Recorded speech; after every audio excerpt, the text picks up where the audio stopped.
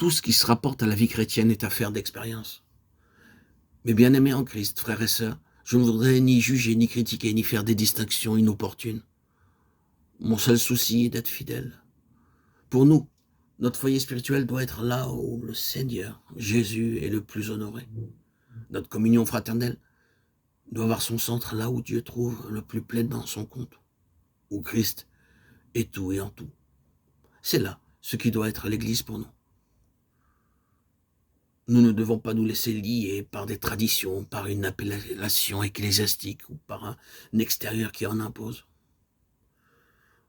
Où le Seigneur est le plus honoré, là doivent être nos cœurs. Où tout est subordonné à cette réalité centrale. Christ, tout, en tous et en toutes choses. Là est l'Église.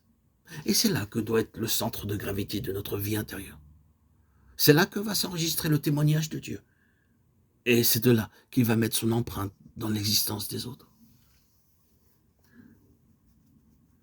Si vous êtes en plein accord avec le plan de Dieu concernant son Fils, c'est vous que les affamés spirituels viendront trouver. Et l'occasion ne vous manquera pas pour leur distribuer cette nourriture céleste qui vous a si abondamment rassasié. Souvenez-vous donc que tout ce qui se rapporte à la vie chrétienne est une affaire d'expérience. Tout est expérimental. Tout ce qui touche au Seigneur Jésus est par essence un fait d'expérience. La doctrine n'y est pour rien. Ce n'est pas une question de credo. Accepter certaines déclarations doctrinales ne nous met pas en relation avec le Seigneur Jésus. Jamais un article de credo ne produira ce résultat.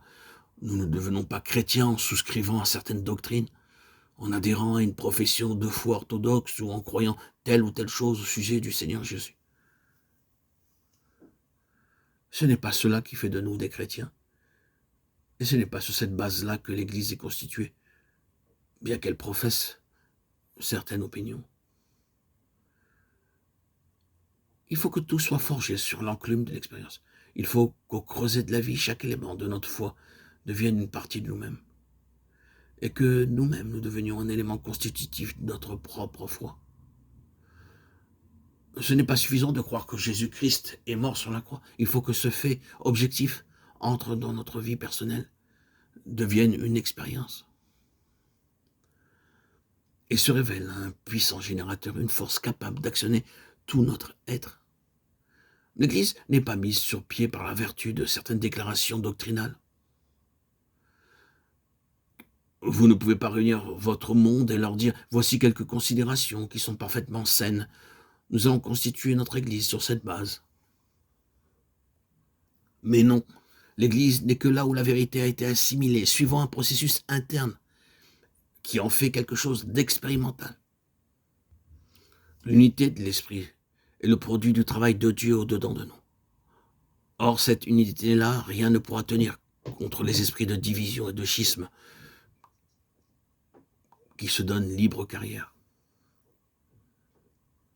Il faut donc que tout ait son assise, non pas dans la doctrine ou la profession de foi, mais dans l'expérience.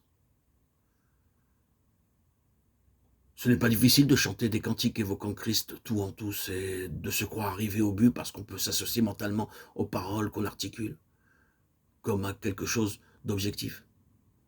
C'est une toute autre affaire d'en arriver là sous la pression d'une expérience personnelle. Il y en a beaucoup qui peuvent dire aujourd'hui, oui, c'est juste, Christ tout en tous et en tout. C'est une affaire d'expérience, de vécu, et non d'articulation verbale, de gesticulation verbale. C'est par le chemin de l'expérience